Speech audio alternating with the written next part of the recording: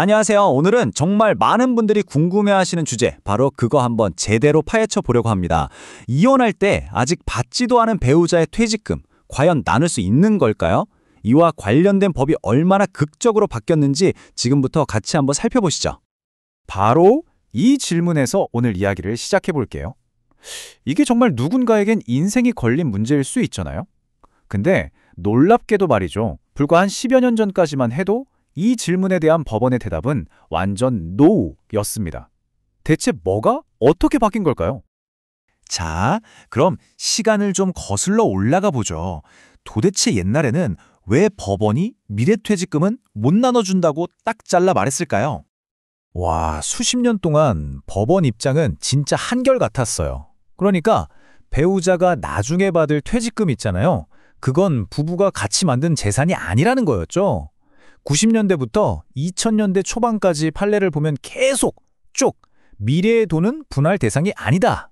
이 원칙을 고수한 거예요.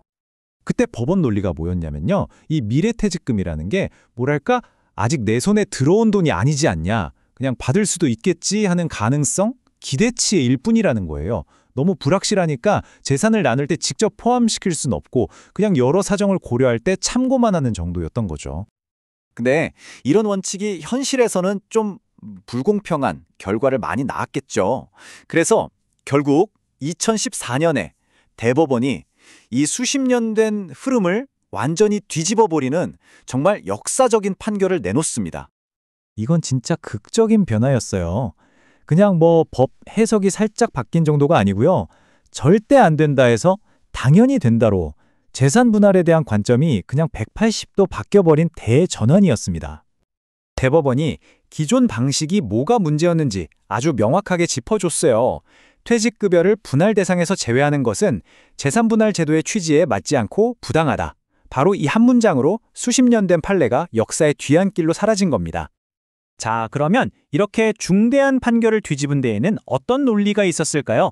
대법원이 제시한 근거가 크게 4가지가 있었는데요. 아주 강력했습니다. 법원의 논리가 들어보면 아주 현실적이에요. 우선, 퇴직금 때문에 이혼도 못하고 억지로 사는 그런 불합리한 상황은 막아야 하지 않겠냐는 거죠. 그리고 기타 사정이라는 애매한 기준 말고 명확한 룰이 필요하다는 거였고요.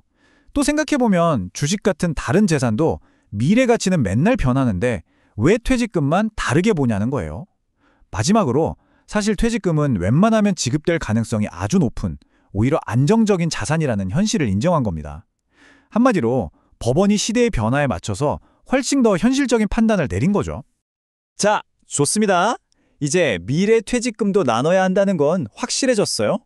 그런데 말이죠. 하나의 문제가 해결되니까 또 다른 새로운 문제가 생긴 거예요. 네, 맞아요. 이제 문제는 되냐 안 되냐가 아니라 오케이, 그럼 어떻게? 로 넘어온 거죠. 아직도 계속 쌓이고 있는 이 돈을 대체 어느 시점을 기준으로 잘라서 계산해야 가장 공평할까? 바로 이 계산 시점이 새로운 핵심 쟁점이 된 겁니다. 특히 법원들이 골머리를 앓는 게 이 계산을 언제 끝낼 것이냐? 바로 종료 시점이에요. 이혼 소송이 1, 2년씩 걸리는 경우도 흔하잖아요. 그런데 별거 시작한 날을 기준으로 할 거냐? 아니면 소송이 다 끝나는 날을 기준으로 할 거냐에 따라서 나눠야 할 돈이 몇 천만 원, 심하면 그 이상 달라질 수도 있으니까요. 지금 하급심 법원들 의견이 크게 2가지로 갈리고 있어요. 먼저 다수 의견은 이혼 소송이 완전히 끝나는 날, 그러니까 변론 종결일까지 쌓인 돈을 다 계산해야 한다는 입장이에요. 별거에도 경제 공동체는 완전히 끝난 게 아니라는 거죠. 반면에 소수 의견은 부부가 실질적으로 헤어진 날, 그러니까 별거 시작일을 기준으로 해야 한다는 거죠. 별거 후에 번 돈은 각자 노력으로 번 거라는 논리입니다. 아직 대법원의 최종 정리가 안 나와서 지금도 팽팽하게 맞서고 있는 상황인 거죠. 근데 논쟁이 이걸로 끝이 아니에요. 계산을 언제 끝내냐만큼이나 언제 시작하냐도 문제거든요. 그러니까 결혼하기 전에 혼자 쌓아둔 퇴직금, 이건 어떻게 할 거냐는 거죠. 이 부분도 법원마다 판단이 좀 엇갈리고 있습니다. 자, 그럼 오늘 이야기의 핵심 한번 정리해 볼까요?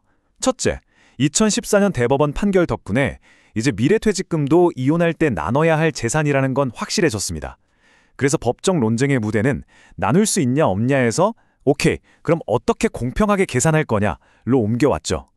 그리고 그 구체적인 계산 방식은요, 바로 지금 이 순간에도 법원에서 계속 다듬어지고 있는 말 그대로 현재 진행형인 이슈라는 점입니다. 이 모든 과정을 보면 결국 이런 질문을 하게 되는 것 같아요.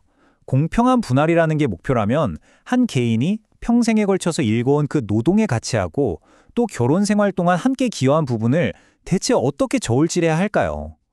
결국 이 끝나지 않는 법적 논쟁은 어쩌면 진정한 공평함이란 무엇인가를 정의하는 일이 얼마나 어려운지를 우리에게 생생하게 보여주는 것 같습니다.